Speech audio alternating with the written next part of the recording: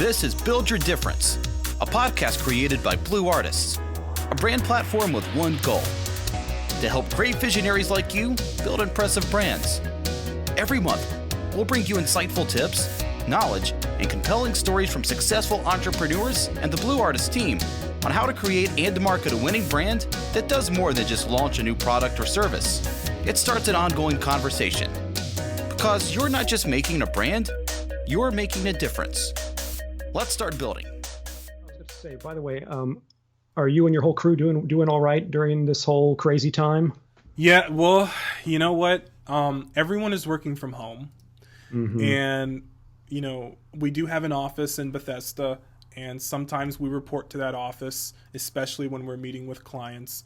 But in this scenario, that really hasn't been necessary, and everyone has been able to work from home, except for situations where some of our clients have had photo shoots and video shoots scheduled. And unfortunately, you know, those things had to be canceled. And so, you know, that's something that we're kind of working through. But you know what, for the most part, I would say that we're doing well. I mean, some people are a little more scared than others.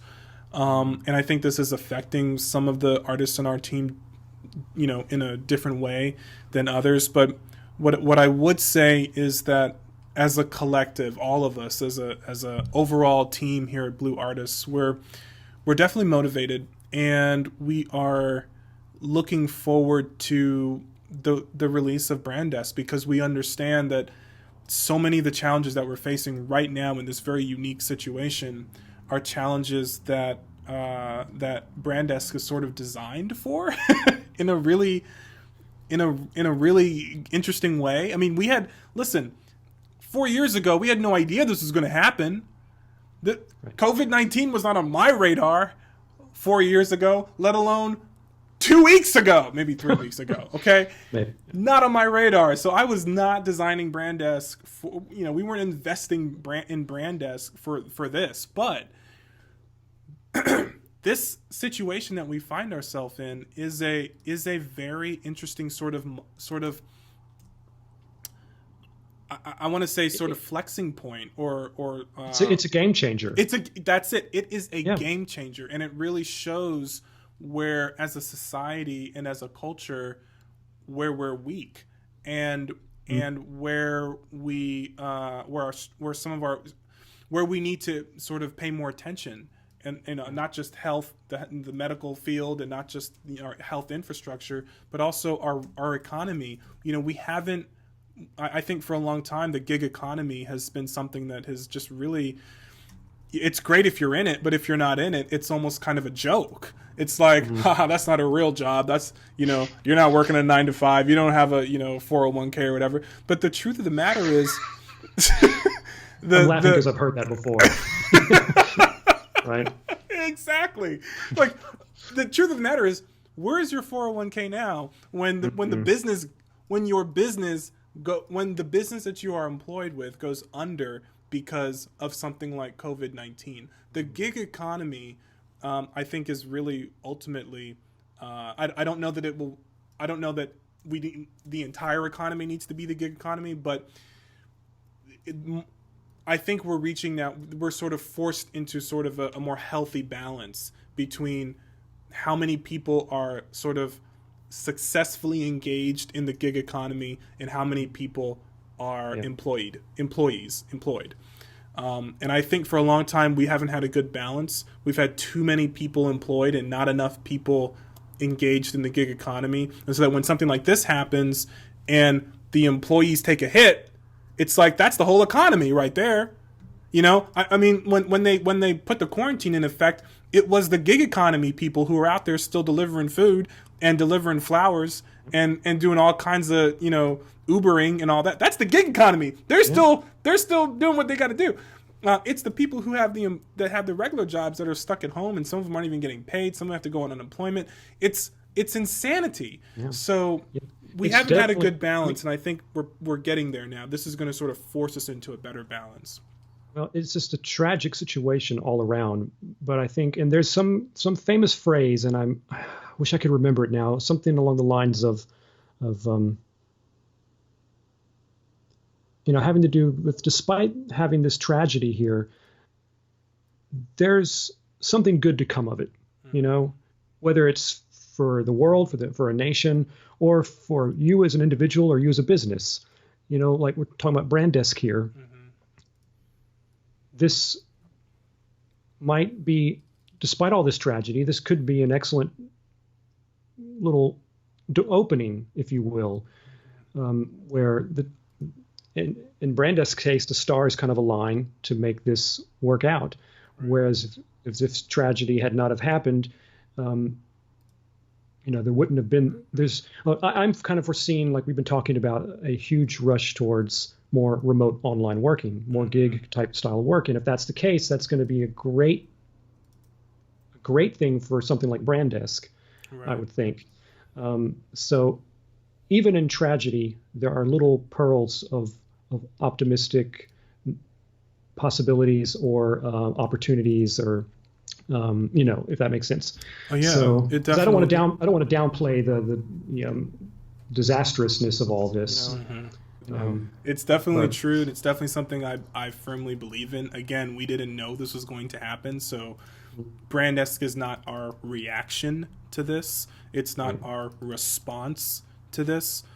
But this, unfortunately, has created a bit of a chasm that Brandesk happens to be perfectly built to fill. Yeah. And that makes me excited. It makes me a little bit sad. Actually, one of the things, I'll just share this with you before we close.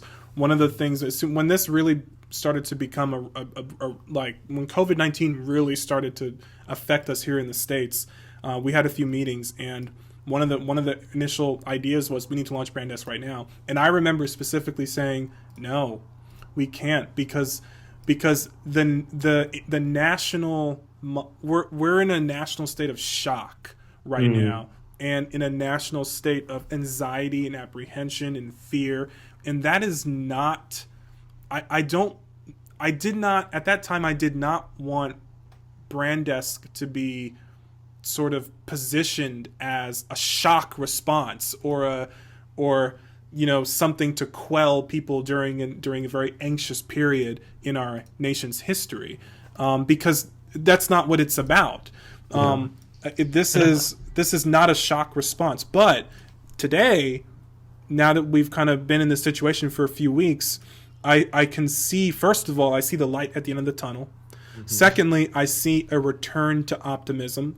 As much as this has affected people financially and continues to affect people financially and continues to be a scary, unknown thing, the American spirit, and maybe I should say the human spirit of adaptation and optimism, I'm starting to see that now, and I'm feeling it within myself, and I'm seeing it with my team members, and I'm seeing it on the news and in other communities, and I'm saying, okay, this is more where we fit in this sort of optimistic space, and I'm looking forward to, I don't know by the time this launches if Brandesk will already be launched or not, but if not, I'm looking forward to launching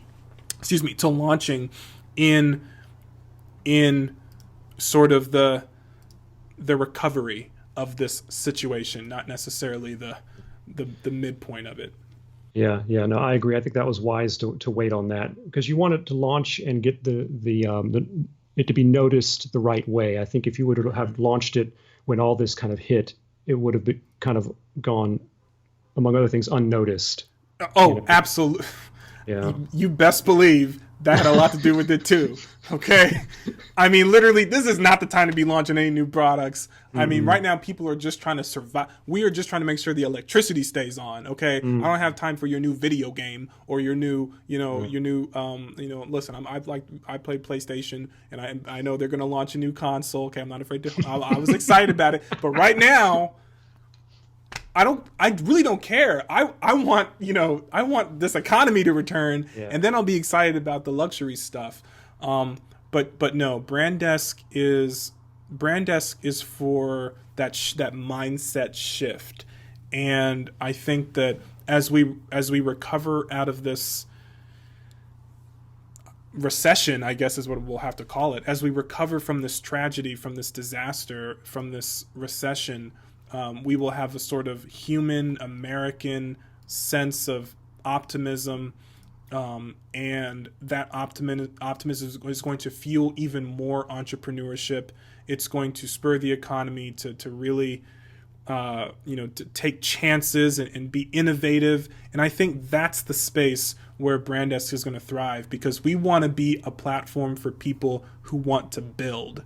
And if you're not in a building mindset, then we're probably not going to be the place for you, because really Brandesk, it's a rewarding place for visionaries to come and build their vision, build their mission. Excellent. Well, that's a very positive note to end on. So I think we should end there while we still got some positivity in our minds with all that's going on. Thank you so much, John. Thanks, Pierre. It's great talking to you. All right. Thanks for listening to this episode of Build Your Difference.